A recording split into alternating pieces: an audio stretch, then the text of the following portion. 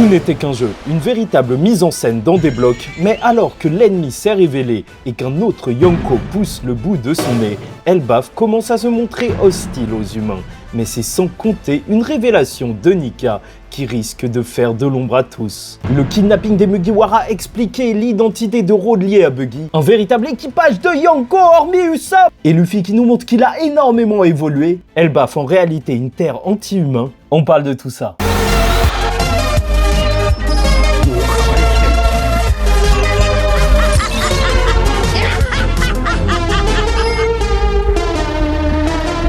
Mesdames et messieurs, ici Chage et on se retrouve aujourd'hui pour la review du chapitre 1129 de One Piece, nommé Poupée Vivante. Et bien sûr, on est là sur l'introduction de l'arc Elbaf qui se termine désormais. Peut-être que lors de la semaine prochaine, on aura véritablement la Terre des Géants. Et on commence le chapitre par une page de Yamato qui continue son voyage et retrouve Otama qui s'entraîne avec Shinobu qui a regrossi. Tout ça pour ça. C'est pas super intéressant pour l'instant. J'attends l'arrivée de Barbe Noire ou même du gouvernement, étant donné qu'il y a eu des kidnappings et qu'il y a une arme antique véritablement sur Wano Kuni, parce que la nostalgie ne marche pas énormément. Ça fait juste 2 arcs qu'on les a quittés.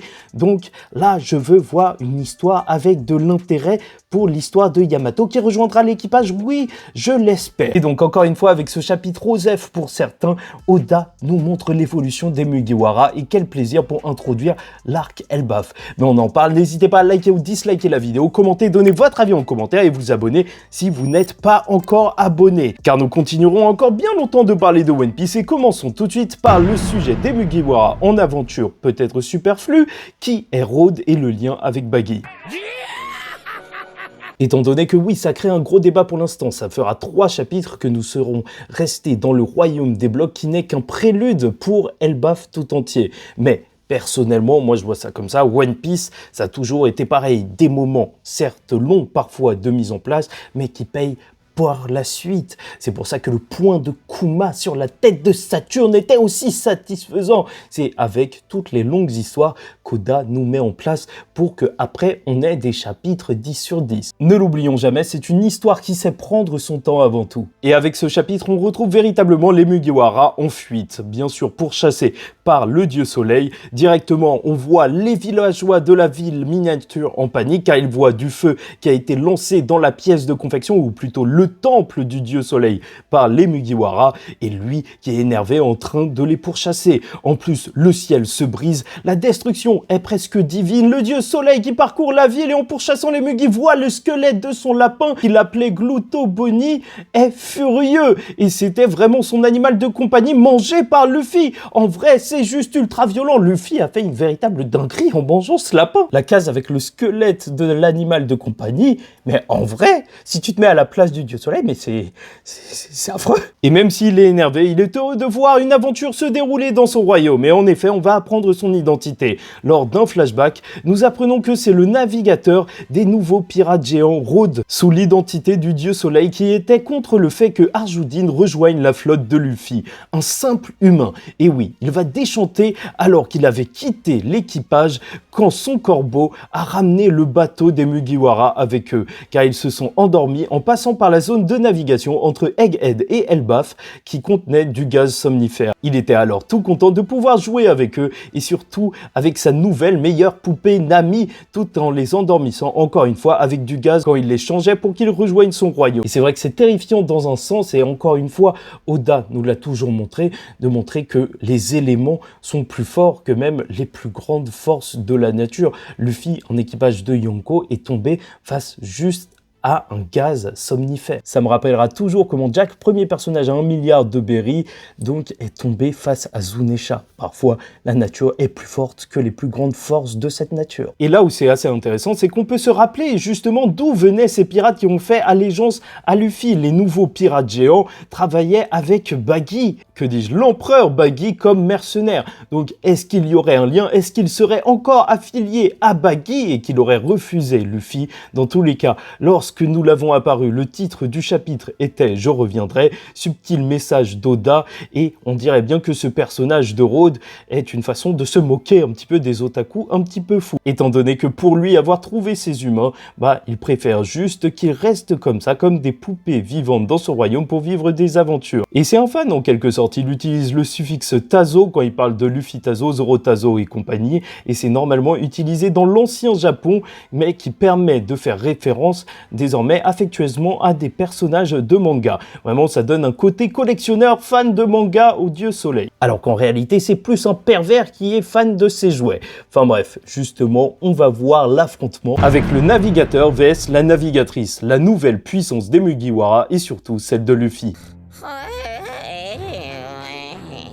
Parce que Nami va bien sûr se confronter et briller. Déjà en tant que navigatrice, avec la carte qu'elle a retenue, elle guide tout le monde. En effet, les nuages sont des cotons, la pièce est composée à 2/3 de cette cage et le reste est la chambre, le château est au milieu. Donc il suffit de continuer d'avancer, ils ont déjà fait la moitié de ce royaume en s'enfuyant et les paysages au loin sont des faux. Donc il faudra aller de l'autre côté de cette cage. Donc là, juste pour se repérer et donner le chemin, c'est pas comme Zoro, elle est en train de gérer et le dieu soleil tente bien sûr de les attraper avec un filet de fer que Zoro et Sanji brisent hyper facilement et c'est juste magnifique de voir les seconds gérer de cette manière et surtout de voir que c'est un véritable équipage de Yonko, même les plus grandes menaces alors qu'ils ont été kidnappés et enfermés, maintenant ce seront eux qui seront difficiles à retenir. Voir les cases avec Zoro et Sanji les dents serrées, c'est juste génial et toujours désormais se rappeler, il le faudra bien que dans un piège, ce seront les autres qui seront piégés face aux Mugiwara. Et alors qu'ils atteignent le bout de la cage, Usopp va tenter de détruire la vitre, mais la protection arrière reste intacte. Oui, l'humiliation continue pour Usopp, qui n'a même pas affronté le chat par peur. J'espère que ça va le marquer et que ça va le questionner durant l'arc, parce que cet arc d'Elbaf où il devait briller commence par beaucoup d'humiliation pour lui. Et bon, j'arrête pas de vous en parler, mais juste avant, on voyait Yasopp qui lui brillait, donc son père, oui, il faut que Usopp nous montre qu'il va briller lui aussi. Et au moins, Oda, là, il nous a tout mis en place pour qu'on le trouve pitoyable. Et alors que ça énerve Nami qu'ils soient utilisés comme des jouets, même s'ils ne veulent pas forcément de mauvaises relations avec les géants, sauf Sanji qui est prêt à piétiner celui qui a pu changer Nami Chuan.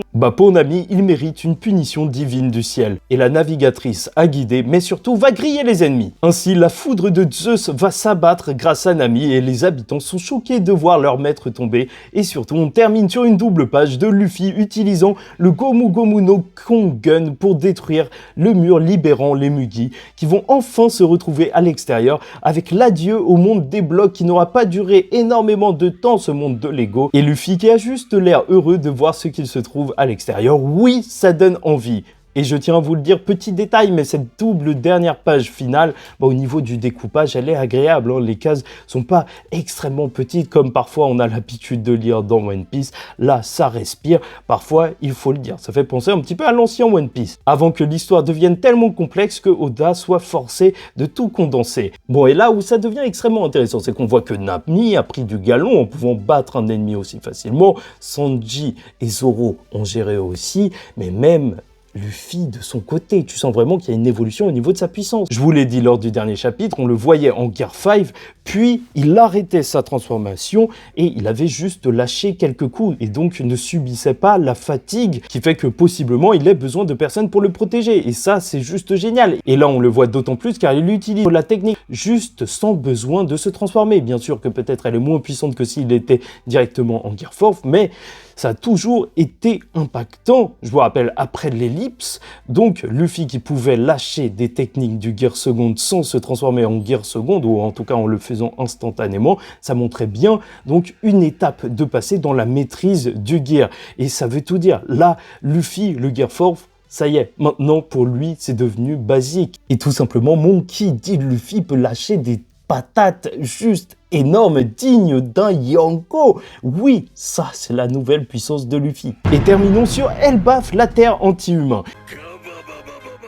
étant donné que bien sûr, la foudre s'est abattue sur Rhodes telle une punition divine. Donc oui, j'espère encore le retour de Enero à cet endroit parce que ça parle de divinité dans l'arc Elbaf, rien que dans cette introduction, tout était des divinités, c'est lapins géants et compagnie. Bien sûr que Rhodes se prenait pour le dieu soleil, en plus c'est l'endroit où est né Prométhée de la part de Big Mom, donc voilà un soleil, et même le Nika va sûrement avoir sa révélation, comprendre toute son histoire, Luffy, à cet endroit-là, avec ce peuple qui vénère la divinité du soleil, et il faudra bien que tout le monde croie en Luffy, et peut-être justement que ce sera le rôle de Usopp de rassembler les troupes derrière Luffy. Qui sait si Rhodes, en voyant Luffy, va devenir fan de lui. Dans tous les cas, comme ce chapitre nous l'aura montré, certains géants comme Rhodes voient les humains comme des insectes.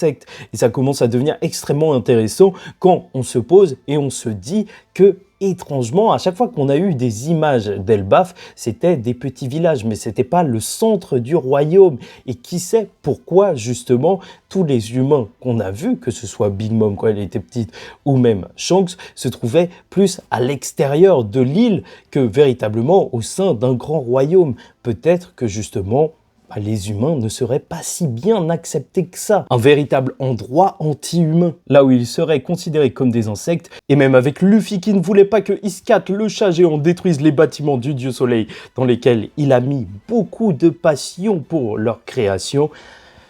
On y est, hein. On a, il semblerait, un grand respect pour les géants, pas de volonté de nuire du côté des Mugiwara, mais reste à voir comment ils seront véritablement accueillis. Et globalement, le chapitre 1129 de One Piece est la fin d'une mini-aventure qui annonce d'entrée de jeu que Elbaf ne sera pas un long fleuve tranquille.